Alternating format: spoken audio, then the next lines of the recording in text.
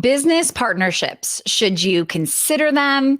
Should you have one? Should you get out of it? That is what we're talking about today.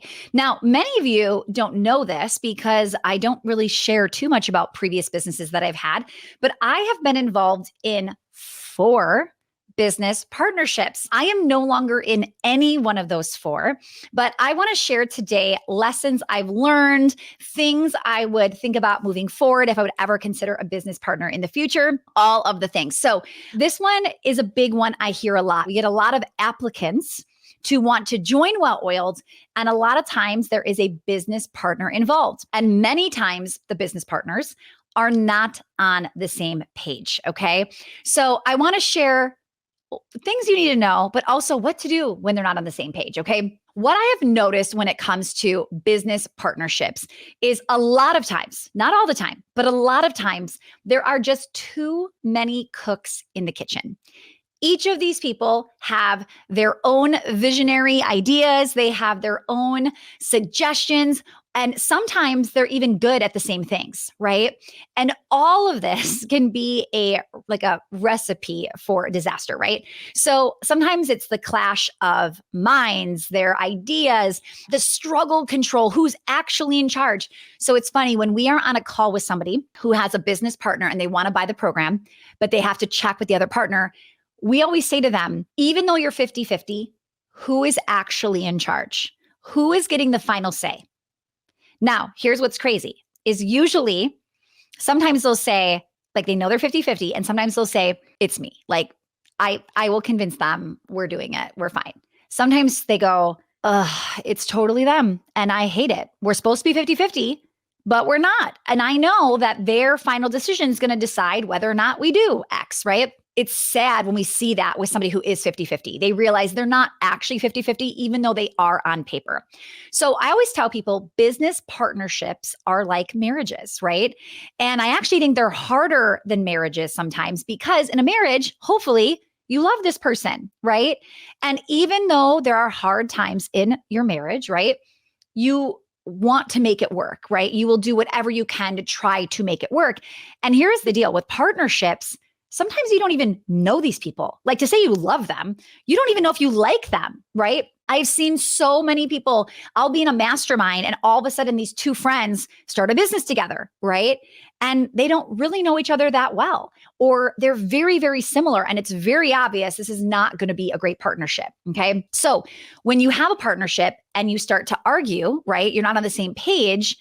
You have to really decide who's getting the final say. Like, what is going to happen with that? Okay. Now, I will tell you from my experience, what I have learned is I am best being the majority owner when I want to be the one in charge, when I want to have the final say, when I want control. I am a horrible 50-50 partner. Okay. I would love to say to you, all the business partnerships that I've been in, that I've been 50-50, it was their fault and it wasn't good. No, I am not meant to be in a 50-50 relationship. It is really, really difficult because again, usually people that I'm getting into business with, they're just as strong as me. I'm attracted to them, right? Because I'm like, oh my goodness, they're amazing. They're so smart. They're so this, they're so right. And a lot of times it can be a conflict when we have different ideas. So when we're in agreement, it's easy. But when we're not, who's going to win? So I will tell you, for anybody who is thinking about another business, thinking about doing a partnership, thinking about all of the things, I always tell people like, think twice. Okay. And if I were you, I wouldn't get involved in a 50-50 partnership. Okay. That is my personal preference from what I've learned with all of the businesses that I have started with other people and that I have since either left, sold, gotten out of, like you name it. Okay. I will tell you this too. I have quite a few friends that have been in 50-50 partnerships, been past tense, or are currently in. And I could count on one hand how many of them are successful in that relationship. A lot of times they break up. Okay. And the reason being many of the things I've already said. Now, one partnership that I can think of that I'm friends with, and I know them both pretty well, I see the massive differences in them. One is behind the scenes. One is in front on camera. The other, like, they don't like the opposite. The one likes being on camera, the other one doesn't. Great. Like, it's going to be really hard to argue when you're like, well, who should record that video? The one that likes to be on camera, right? They also have different skill sets when it comes to like marketing and operations. Where I've noticed the big struggles happen is when they both are visionaries. They both are operators. They both love marketing, right? So you really want to ask yourself, is this complementary, right? Now, I will say, I think a lot of times people take on business partnerships because they need help, right? They're like, it would be so much easier with more people. And I agree. But do I think it would be easier with a partner? Or do I think it would be easier hiring people to help me? And I am telling you, I have learned time and time again, it is always easier just to hire and build your team than it is to bring on a partner. Okay. So that is really, really important and something you should be thinking about. If you are thinking, I need this person, I need to have this partner, why? Do they have a different skill set than you, right? Are you maybe bringing on more of an investor that is more of a mentor to you, right? And they have a track record and they have these amazing ideas. And it's going to be really easy for you to say, yeah, your idea is better than mine. Okay, that absolutely can work. But that's not what I'm typically talking about. What I see is two friends jumping in 50-50. And they haven't thought through the opposites, the difference. Are we complementary, right? Are we the same person? Okay. So I want you to really take a minute and think about the problems you have in your business. Okay. Could it be solved by simply hiring a consultant, hiring a VA, right? Hiring a right hand. All right. It is so much more costly to bring on a partner. Now, I've seen industries where the profit margin really isn't that great. And then on top of that, the profit margin not being great, they have two owners and they have to get two owner salaries. And then the profit's divided in half, right?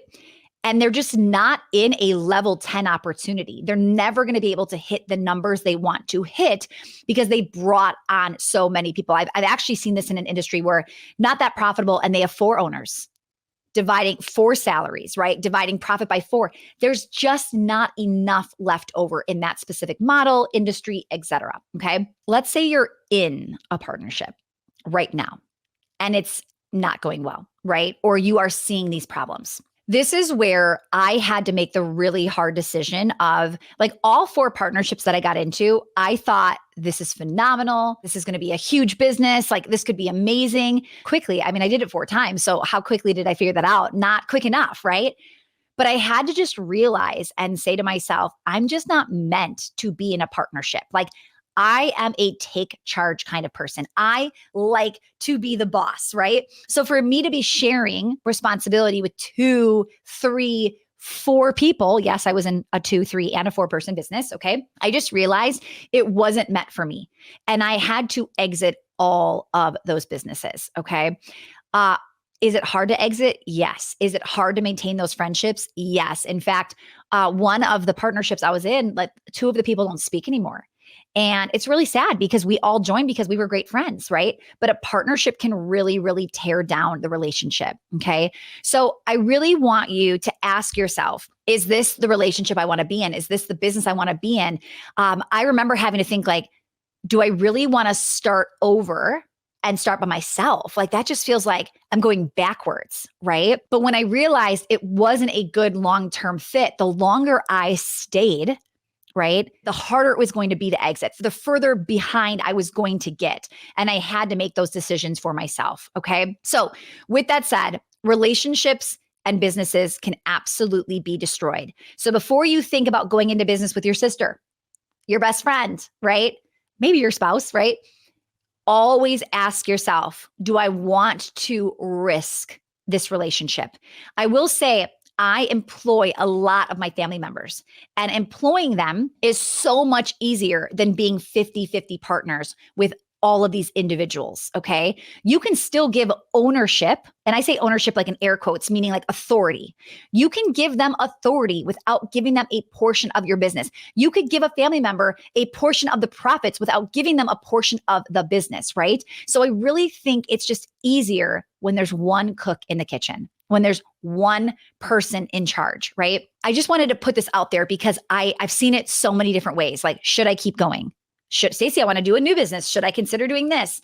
Whatever you're in business and you want another business, I always want you to slow down and ask yourself, why? Do you not think you can get out of the first business what you've done, right? Then why hold on to it? What is the reason behind that, right? So many people want the next business because they're like, oh, that'll be easier. The grass isn't always greener on the other side, okay? So if you are overwhelmed, you are scared because the business is growing and you just need help, right?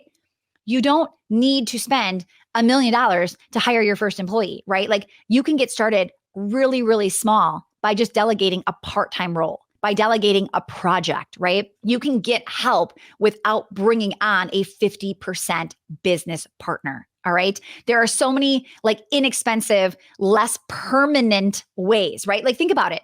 If you hire a full-time person and it doesn't work out, you let them go. If you bring on a 50-50 partner, there is no simple you let them go. You are probably getting into lawyer costs. You are figuring out what to do with your current client base. Like, it is really, really difficult. Okay. I'm going all over the place, but there's just so many angles to come at this. The last thing I want to say is somebody who is in the business partnership. Okay. You care about the business. You are working on the business. You want the business to succeed. And you know you need certain tools, or you know you need a hire, or you know you need fill in the blank, but they will not meet you in the middle.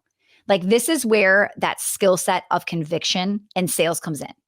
You need, even though you're 50-50, you need to get so good at conviction and selling them on why we need to do XYZ that they buy into it, right? That they are on board with you. So that is probably one of the biggest skill sets you need when you have a business partner, right? You need to be convicting. You need to make sure that you can stand for yourself and really explain what you need and why you need it, and that you don't stop until they start to understand.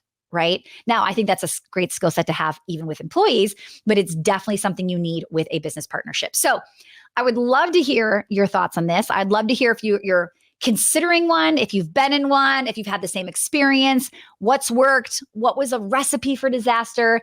Let us know. Tag me on Instagram. Let me know your thoughts on this episode, and I will see you in the next training.